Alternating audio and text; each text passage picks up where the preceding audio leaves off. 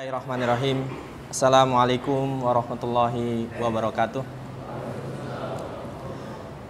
Alhamdulillahilladzi hadana li hadza wa ma kunna linahtadiya laula an hadanallah. Asyhadu an la ilaha illallah wahdahu la syarikalah wa asyhadu anna Muhammadan abduhu wa rasuluhu la nabiyya ba'dah. Allahumma shalli wa sallim ala nabiyyina Muhammadin wa ala alihi wa ashabihi wa man tabi'ahum bisanin ila yaumiddin. Wa qala ta'ala ya ayyuhalladzina amanu taqullaha haqqa tuqatih wa la tamutunna illa wa antum muslimun. Allahumma alimna ma yanfa'una wanfa'na bima 'allamtana wa zidna ilma.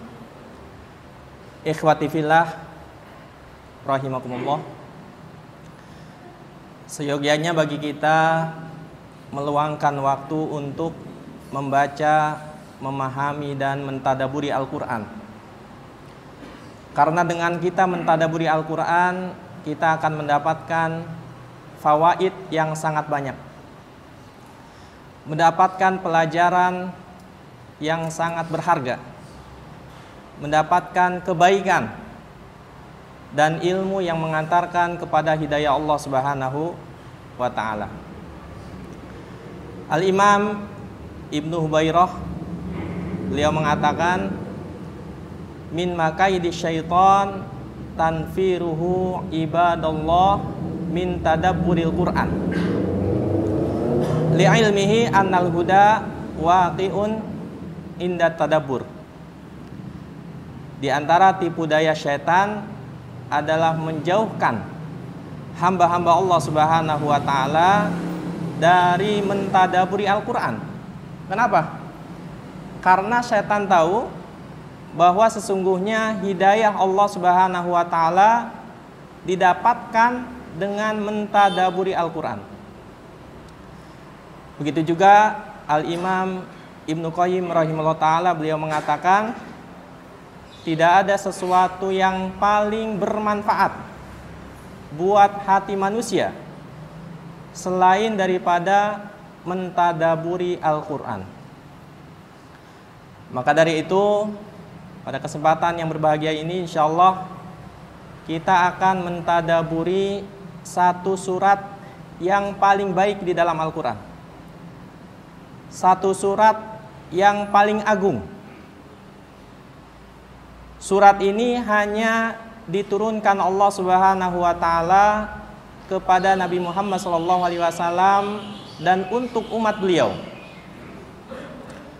Dan surat ini dibaca berulang-ulang minimal 17 kali dalam sehari. Rasulullah SAW bersabda, ma anzalallahu fit Taurah wala fil Injil wala fiz Zabur wala fil Furqan mislaha innaha as-sab'ul masani. Surat ini tidak Allah turunkan di dalam Zabur dan juga tidak diturunkan di dalam Injil, tidak diturunkan di dalam Taurat, dan juga tidak ada yang sebanding dengan surat ini di dalam Al-Quran. Innaha as-sab'ul masani. Ini adalah 7 ayat yang dibaca berulang-ulang dalam sehari semalam, yaitu surat Al-Fatihah. Dengan kita mentadaburi surat Al-Fatihah ini, kita akan mendapatkan fawaid yang sangat banyak. Jadi fawaid itu jamak dari faidah, artinya adalah manfaat atau keuntungan, atau bisa kita artikan pelajaran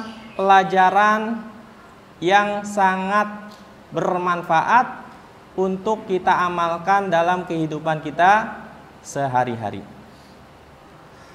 Nah, sebelum kita mengkaji tentang fawaid surat Al-Fatihah ini, penting bagi kita untuk mengetahui nama-nama dari surat Al-Fatihah. banyak sekali nama-nama dari surat Al-Fatihah ini. Al-Imam As-Suyuti beliau mengatakan bahwa Al-Fatihah ini memiliki 20 nama. Kemudian juga Al-Imam Fairuz Abadi beliau mengatakan Al-Fatihah ini memiliki 30 nama. Kenapa kita penting mengetahui nama-nama surat Al-Fatihah? Karena dibalik setiap nama dari surat Al-Fatihah ini menunjukkan keutamaan dan keagungannya. Kita akan sebutkan sebagiannya saja. Yang pertama, Al-Fatihah ini memiliki nama yang sangat populer, yaitu Al-Fatihah atau Fatihatul Kitab atau Fatihatul Quran. Apa artinya Al-Fatihah? Artinya adalah pembukaan. Dinamakan surat Al-Fatihah karena dalam susunan mushaf Al-Quran, surat Al-Fatihah dicantumkan pertama kali di dalam mushaf. Artinya dalam halaman mushaf yang pertama adalah surat Al-Fatihah. Nah, para ulama berbeda pendapat apakah susunan surat dalam Al-Quran ini ijtihad para sahabat ataukah memang ini merupakan perintah dari Allah Subhanahu wa taala. Nah, yang paling tepat susunan ayat dan juga susunan surat dalam Al-Quran ini merupakan petunjuk dari Allah Subhanahu wa taala. Jadi bukan ijtihad para sahabat. Ini pendapat yang tepat. Ya. Nah, ini berdasarkan ya keputusan yang diambil oleh sahabat yang mulia Utsman ibnu Affan radhiyallahu. Ya, beliau ya mengumpulkan semua qori. Ya, kemudian menulis satu mushaf yang dijadikan sebagai rujukan untuk mushaf seluruh dunia. Ya, yang kita baca sampai sekarang. Diawali oleh surat Al-Fatihah, diakhiri oleh surat An-Nas. Ya. Nah, kemudian Al-Fatihah juga memiliki nama Ummul Quran atau Ummul Kitab. Artinya adalah ibu atau induk. Dinamakan induk Al-Quran karena kandungan seluruh makna yang ada di dalam Al-Quran merujuk kepada surat Al-Fatihah. Ya. Jadi kalau ada karya ilmiah, ya biasanya di awal itu disebutkan kata pengantar. Atau kalau dalam skripsi atau tesis itu ada abstraknya. Ya. Yang dimuat di dalamnya inti dari isi ya karya ilmiah tersebut. Ya. Nah, mereka mencontoh mengikuti susunan dalam Al-Quran. Jadi Al-Fatihah ini merupakan inti dari makna kandungan Al-Quran. Ini disebut Ummul Quran atau Ummul Kitab. Kemudian Al-Fatihah juga disebut dengan As-Sab'ul Masani. As-Sab' itu artinya adalah 7. Al-Masani diulang-ulang.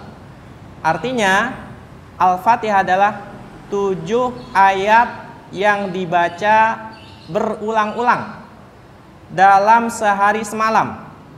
Minimal kita membaca Al-Fatihah sehari semalam 17 kali dalam sholat fardu 5 waktu. Ya, setiap rakaat kita baca surat Al-Fatihah. Belum lagi nanti ya sholat-sholat sunnah, ya sholat rawatib, ya sholat duha, sholat tahajud, witir dan lain sebagainya. Ya, kalau kita hitung, ya ini lebih dari 17 kali dalam sehari semalam. Kemudian juga Al-Fatihah memiliki nama Al-Quranul Azim. Al-Quranul Azim artinya adalah Al-Quran yang agung, yang mulia, atau bacaan yang agung, yang mulia. Ya. Nah, ini menunjukkan bahwa Al-Fatihah adalah surat yang paling agung, surat yang paling mulia di dalam Al-Quran. Kemudian juga Al-Fatihah disebut dengan As-Shalah atau As-Salat. Ya. Kenapa? Karena Al-Fatihah adalah salah satu rukun di dalam sholat. Artinya sholat kita tidak sah jika meninggalkan bacaan surat Al-Fatihah. Kemudian ya, yang keenam, Al-Fatihah ini memiliki nama ya Alhamdu. Diambil dari ayat yang kedua surat Al-Fatihah. Ya, Bismillahirrahmanirrahim. Alhamdulillahirabbil alamin. Ya. Jadi kalau kita sebut Al-Fatihah dengan surat Alhamdu itu betul. Ya. Nah, biasanya memang ya sebagian surat diambil dari satu kata yang ada di dalam surat tersebut. Ya, seperti Al-Baqarah. Ya, ada kisah tentang Al-Baqarah. Ya, kemudian ada Ali Imran. Ya, kemudian An-Nisa dan lain sebagainya. Kemudian yang selanjutnya ya, Al-Fatihah memiliki nama Asy-Syifa. Artinya obat. Obat segala penyakit. Baik penyakit jasmani ataupun penyakit rohani. Ya, penyakit fisik ya atau penyakit hati. Ya, alhamdulillah Allah Subhanahu wa taala menurunkan surat Al-Fatihah ini hanya kepada Nabi Muhammad SAW dan umat beliau. Sehingga dengan surat Al-Fatihah ini kita bisa jadikan sebagai obat. Ya. Jadi kalau kita sakit, ya, yang harus kita ingat adalah surat Al-Fatihah. Bacakan surat Al-Fatihah ya, dengan meminta kesembuhan kepada Allah Subhanahu wa taala, insyaallah Allah akan memberikan kesembuhan. Nah, ini sudah terbukti. Terbukti secara ilmiah dan juga sudah dipraktekkan ya oleh kaum muslimin. Kemudian yang selanjutnya Al-Fatihah ya memiliki nama Ar-Ruqyah. Ya, Ar-Ruqyah artinya adalah doa-doa yang dibaca untuk kesembuhan. Ya, ini dalam hadis yang sahih dan juga masyhur diriwayatkan oleh Abu Sa'id Al-Khudri, suatu hari beliau ya meruqyah orang yang tersengat binatang berbisa. Alhamdulillah sembuh dengan izin Allah Subhanahu wa taala ya. Kemudian juga asasul Quran, artinya adalah pondasi Al-Quran ya, intinya Al-Quran. Nah, ini adalah nama-nama dari surat Al-Fatihah. Nah, begitu agung surat Al-Fatihah ini sehingga layak bagi kita untuk mengambil fawaid dari surat Al-Fatihah ini agar kita bisa amalkan dalam kehidupan kita sehari-hari.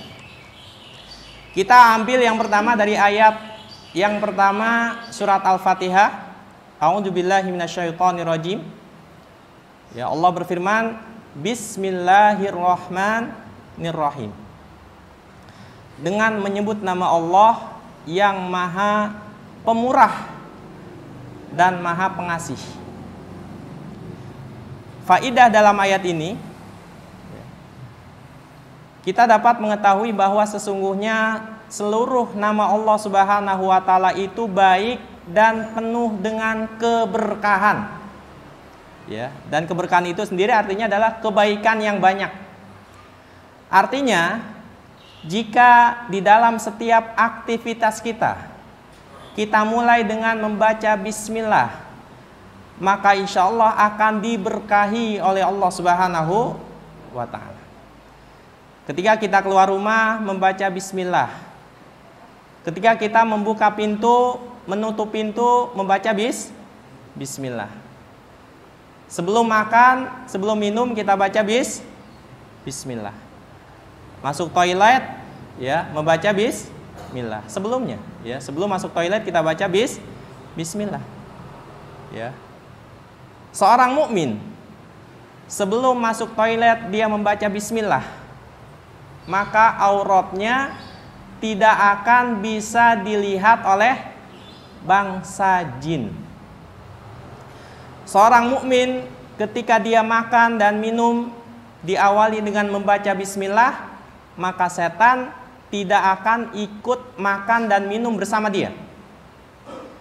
Seorang mukmin yang menutup dan membuka pintu dengan membaca bismillah, maka setan tidak akan bisa masuk ke dalam rumahnya dan tidak akan bisa mendapatkan tempat tinggal di dalam rumah tersebut. Dan sebelum kita berwudu, kita baca bismillah. Agar apa? Agar pahala wudu kita sempurna. Jadi ada 3 keutamaan memulai aktivitas dengan membaca bismillah. Apa itu? Yang pertama, akan mendapatkan keberkahan dari Allah Subhanahu wa taala. Ya, jadi sebelum kita minum, ya, kita baca bismillah, insya Allah air yang masuk berkah. Ya. Kemudian yang kedua, membaca bismillah menjaga diri kita dari gangguan setan dan dari berbagai macam keburukan. Ya. Rasulullah SAW telah mengabarkan barang siapa, ya, yang keluar rumah membaca bismillah tawakkaltu 'alallah, maka setan akan mengatakan, ya, bahwa dia tidak akan bisa menyesatkan atau mengganggu orang yang akan dijaga oleh Allah Subhanahu wa taala. Kemudian keutamaan yang ketiga dari membaca bismillah, bahwa pahalanya akan sempurna. Jadi kalau wudhu kita, ya, tidak membaca bismillah, pahala wudhunya tidak sempurna. Tetapi ketika kita mengawali wudhu kita dengan membaca bismillah, maka wudhu kita pahalanya akan sempurna di sisi Allah Subhanahu wa taala, ya, insyaallah. Ini faedah yang pertama, mengawali aktivitas kita yang baik, ya. Jadi perlu diketahui aktivitas yang baik. Yang baik artinya apa? Yang tidak mengandung dosa. Ya, awali dengan bismillah. Jadi kalau aktivitas kita, perbuatan kita atau ucapan kita mengandung dosa, haram hukumnya membaca bismillah. Artinya sebelum mencuri baca bismillah dulu, hukumnya haram. Ya, kenapa? Karena tujuan membaca bismillah adalah meminta keberkahan. Ya, tidak mungkin dalam, ya, aktivitas mencuri ini ada keberkahan. Ya, minum khamr baca bismillah dulu. Ya, hukumnya apa? Hukumnya haram. Ya. Jadi membaca bismillah dalam setiap aktivitas yang baik, yang tidak mengandung dosa di sisi Allah Subhanahu wa taala, ya. Kemudian faedah yang kedua, ya.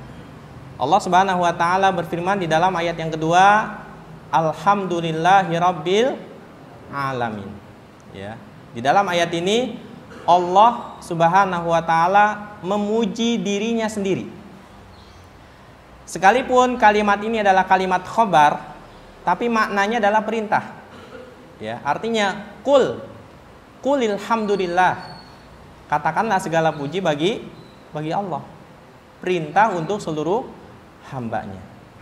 Nah, di dalam ayat ini, ya, menunjukkan bahwa Allah Subhanahu wa taala dipuji karena dua hal. Ya. Alhamdulillah. Yang pertama, Allah dipuji itu karena uluhiyahnya. Yang kedua, Rabbil alamin. Allah dipuji karena rububiyahnya. Yang dimaksud dengan uluhiyah adalah peribadahan. Artinya Allah Subhanahu wa taala satu-satunya Rabb yang berhak diibadahi. Karena Allah satu-satunya yang berhak diibadahi, sehingga Allah layak untuk dipuji. Ya, berarti Tuhan-Tuhan palsu selain Allah Subhanahu wa taala tidak layak untuk dipuji. Kemudian yang kedua, Allah dipuji itu karena rububiyahnya. Ya, dalam ayat ini disebutkan alhamdulillahirabbil alamin. Segala puji bagi Allah, Rabb seluruh alam, Rabb seluruh makhluk. Ya, Rabb, ya.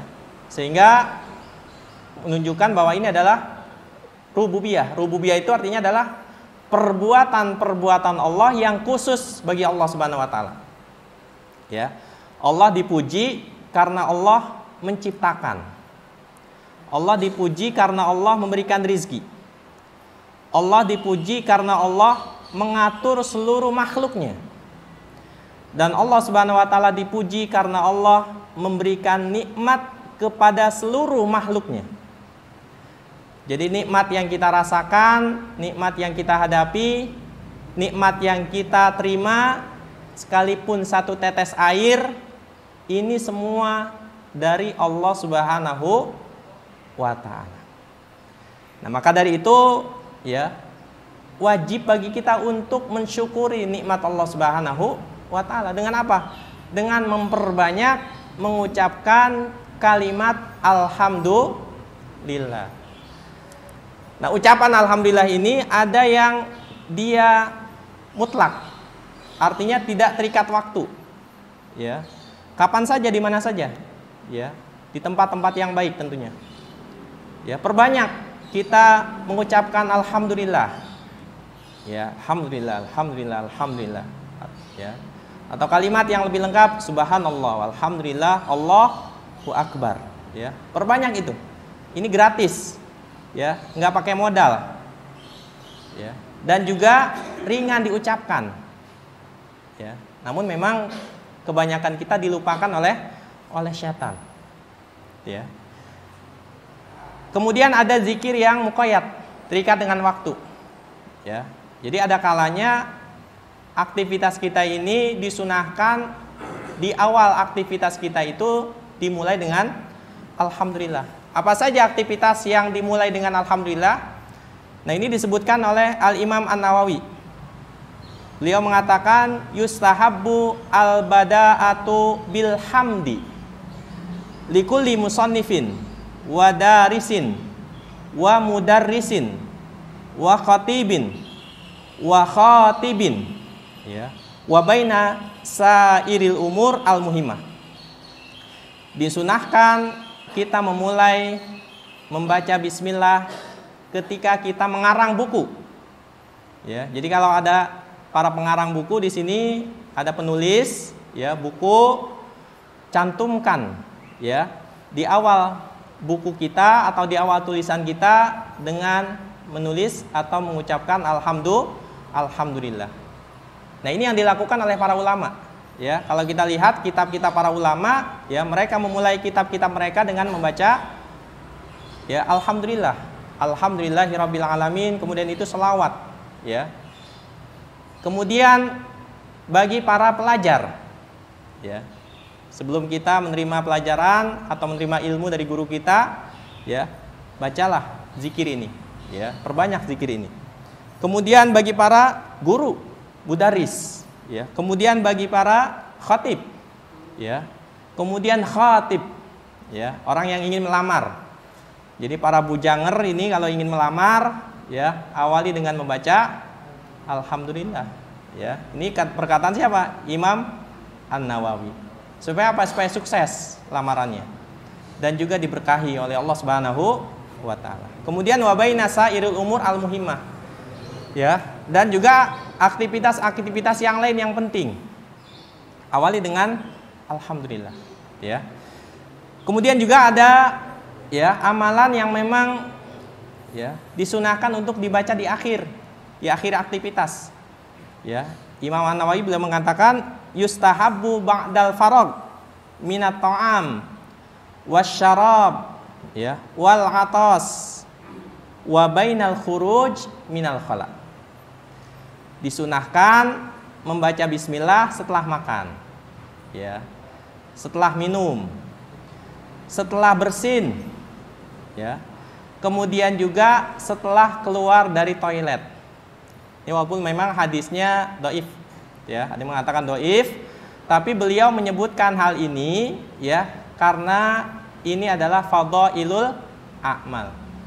Ya, jadi setelah kita membaca ghufranak, ya, kita membaca alhamdulillahilladzi azhaba 'anil adza wa afani.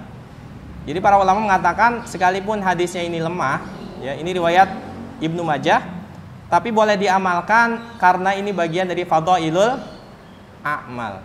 Ya, biasanya kita hanya baca ghufranak. Ya. Kemudian juga ada amalan-amalan, ya, yang dibaca di awal dan di akhir. Ya. Apa itu?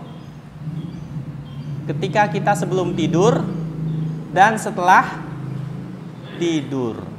Sebelum tidur kita membaca, ya, alhamdulillah ini. Alhamdulillahilladzi at'amana wa saqana wa kafana wa awana Fakam mimman la kafiya wala mu'wiya. Suka dibaca nggak nih? Ya, zikirnya hafal nggak? Ya, jangan sampai kita tidak membaca zikir ini. Ya, sebelum tidur. Ya, kenapa? Agar tidur kita bernilai ibadah.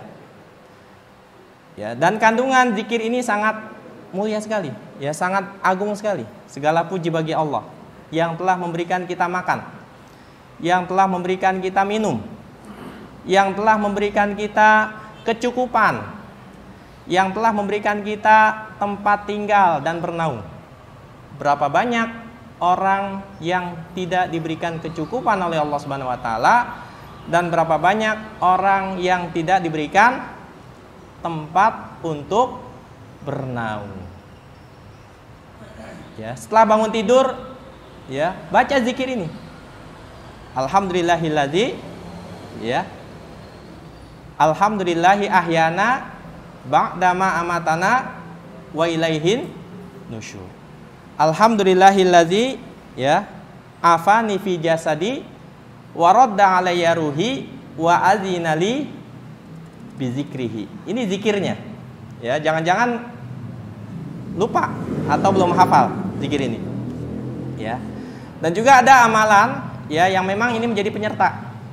Ya. Jadi alhamdulillah ini sebagai penyerta, yaitu ketika akad nikah. Jadi ya, ketika khutbah, ya, ketika khitbah, ketika melamar membaca alhamdulillah disunahkan, ya. Kemudian ketika akad nikah juga, ya, disertai dengan alhamdulillah, disebut dengan khutbatul hajah atau khutbatun nikah. Ya, di dalam khutbah nikah ini diucapkan alhamdulillah, ya, dan sebagainya. Nah, ini faedah yang kedua. Kemudian faedah yang ketiga dari ayat yang kedua, ini menunjukkan bahwa seluruh perbuatan Allah Subhanahu wa taala dan seluruh ketentuan Allah Subhanahu wa taala bagi makhluknya itu adalah baik. Ya. Maka dari itu kita dianjurkan membaca alhamdulillah atau mengucapkan alhamdulillah di saat kita senang, di saat kita susah, di saat kita gembira, di saat kita sedih. Alhamdulillah. Ya. Nah, ini yang dicontohkan oleh Rasulullah SAW. Aisyah radhiyallahu anha, beliau mengatakan apabila Rasulullah SAW mendapati atau melihat sesuatu yang menyenangkan, beliau mengucapkan alhamdulillahilladzi bi ni'matihi tatimmus sholihat. Segala puji bagi Allah yang dengan nikmatnya amalan kebaikan menjadi sempurna. Ya. Di saat beliau mendapati sesuatu yang tidak menyenangkan, mendapatkan musibah, apa yang beliau ucapkan? Alhamdulillahi ala kulli halin. Di saat melihat orang yang terkena musibah, apa yang diucapkan? Alhamdulillahilladzi afani mimma ibtalaka bihi wa faddalani ala kasirim mimman khalaqa tafdila. Ya, ini hendaknya kita mengamalkan ini. Ya, karena ini adalah sunnah Nabi Shallallahu Alaihi Wasallam. Ya. Kemudian ayat yang ketiga, ya, dari surat Al-Fatihah, Allah Subhanahu Wa Taala berfirman, Ar-Rahmanir Rahim. Ya, yang Maha Pemurah dan Maha Penyayang. Ya, kalau kita tadaburi dari ayat yang pertama, ayat yang kedua, kemudian ayat yang ketiga, terdapat 3 nama Allah Subhanahu wa taala. Yang pertama adalah Allah, kemudian Ar-Rabb, yang ketiga Ar-Rahman. Al-Imam Ibnu Qayyim rahimahullah taala beliau mengatakan bahwa ketiga nama ini merupakan pondasi, rujukan bagi seluruh nama Allah Subhanahu wa taala yang baik dan pondasi bagi seluruh sifat-sifat Allah Subhanahu wa taala yang mulia. Ya. Nah, maka dari itu Al-Fatihah ini disebut asasul Quran. Pondasinya Al-Quran. Dasarnya apa ini? Ya, karena di dalam surah Al-Fatihah terdapat 3 nama Allah yang dijadikan rujukan bagi seluruh nama, yang menjadi pondasi bagi seluruh nama Allah Subhanahu wa taala dan sifat-sifat Allah Subhanahu wa taala. Kemudian yang selanjutnya, ya, ayat yang keempat, Maliki Yaumiddin, yang menguasai hari pembalasan. Faidah dari ayat ini menunjukkan adanya hari pembalasan. Allah Subhanahu wa taala akan membalas semua perbuatan dan ucapan makhluk, baik itu manusia, jin, bahkan hewan sekalipun. Ya. Semua tidak ada yang lepas dari pembalasan Allah Subhanahu wa taala. Dan hari pembalasan ini adalah hari yang paling menakutkan. Tidak ada lagi yang berkuasa saat itu selain Allah Subhanahu wa taala. Ya. Maka dari itu hendaknya kita mengintrospeksi diri. Ya, sebelum kita berbuat dan sebelum kita berucap. Jangan sampai ucapan kita, perbuatan kita mengandung dosa sehingga akan dibalas oleh Allah Subhanahu wa taala. Ya. Dan juga ayat ini mengandung, ya, faidah, ya, bahwa kita wajib takut kepada Allah Subhanahu wa taala, ya, karena saat itu adalah hari yang sangat menakutkan. Kemudian yang selanjutnya ayat yang kelima, ya, Allah Subhanahu wa taala berfirman, ya, Iyyaka na'budu wa iyyaka nasta'in. Ya. Nah, faidah dari ayat ini menunjukkan bahwa ibadah itu mengandung 3 pilar utama, 3 rukun yang paling utama. Artinya setiap ibadah kita harus mengandung 3 rukun ini. Ketika ibadah kita tidak ada salah satu dari ketiga rukun ini, maka ibadah kita tidak akan sempurna. Ibadah kita tidak akan benar. Apa itu? Yang pilar pertama adalah, ya, al-mahabbah, cinta kepada Allah Subhanahu wa taala. Nah, ini berdasarkan firman Allah, alhamdulillahirabbil alamin. Ketika kita mengetahui bahwa nikmat yang kita dapatkan dari Allah Subhanahu wa taala, ya, maka ini akan menimbulkan rasa cinta kita kepada Allah Subhanahu wa taala. Pilar yang kedua adalah roja, harapan. Ya. Berharap kepada Allah Subhanahu wa taala akan rahmatnya yang maha luas. Diambil dari ayat Allah, Ar-Rahman Nir-Rahim. Dan pilar yang ketiga adalah takut kepada Allah Subhanahu wa taala. Diambil dari ayat Allah Subhanahu wa taala, Maliki Yaumiddin. Setelah ketiga pilar ini ada, ya, barulah, ya, di sini Allah berfirman, Iyyaka na'budu wa iyyaka nasta'in. Nah, ini menunjukkan bahwa ibadah kita, ya, termasuk di dalamnya memohon pertolongan, berdoa, itu ibadah. Harus tercantum ketiga pilar ini. Ya, apa itu? Cinta, kemudian harap dan takut kepada Allah Subhanahu wa taala, ya. Kemudian, ya, ayat yang ke-6, ihdinas siratal mustaqim. Tunjukkanlah kami jalan yang lurus. Al-Imam Ibnu Qayyim beliau mengatakan bahwa ayat ini merupakan obat untuk 2 penyakit. Ya, ada 2 sumber penyakit yang paling utama. Apa itu? Penyakit kesesatan atau penyakit kebodohan. Yang kedua, penyakit tidak ikhlas. Jadi bodoh ini penyakit. Ya, yang namanya penyakit jangan dipiara. Ya. Penyakit jangan dipiara. Nah, ini 2 penyakit utama, kebodohan dan keikhlasan. Dengan kita membaca ihdinas siratal mustaqim, nah, ini akan menjadi obat dari penyakit kebodohan. Ya. Kemudian, ya. Kemudian ketika kita membaca iyyaka na'budu wa iyyaka nasta'in, ini penyakit untuk ketidakikhlasan kita dalam beribadah kepada Allah Subhanahu wa taala. Ya, Masya Allah. Al-Fatihah ini sangat luas sekali, ya. Sangat dalam sekali, fawaidnya sangat banyak sekali. Ya. Kemudian yang ketujuh, siratal ladzina an'amta 'alaihim ghairil maghdubi 'alaihim waladdallin. Ini mengandung 2 faidah. Yang pertama, ya, profil orang-orang yang mendapatkan nikmat. Mereka adalah orang-orang yang menggabungkan antara ilmu dan amal. Ya, jalan orang yang kau berikan nikmat, ya, bukan jalan orang-orang yang dimurkai dan yang tersesat. Siapa yang dimurkai? Orang Yahudi, ya, orang yang berilmu tanpa amal. Dan ya, bolin, orang yang sesat, orang yang beramal tanpa ilmu. Kemudian faedah yang terakhir, ya, dari ayat ini adalah bahwa sesungguhnya nikmat itu ada dua. Ada nikmat yang mutlak, ada nikmat yang nisbi. Nikmat yang mutlak adalah nikmat yang kekal, yaitu nikmat Islam, nikmat iman.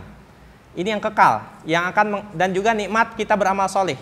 Ya, ini nikmat yang kekal, yang harus kita selalu minta kepada Allah Subhanahu Wa Taala. Ya, semoga kita termasuk di antara mereka yang mendapatkan nikmat Allah Subhanahu Wa Taala. Wallahu alam. Subhanakallahumma bihamdik, asyhadu an la ilaha illa anta, astaghfiruka wa atubu ilaik. Assalamualaikum warahmatullahi wabarakatuh.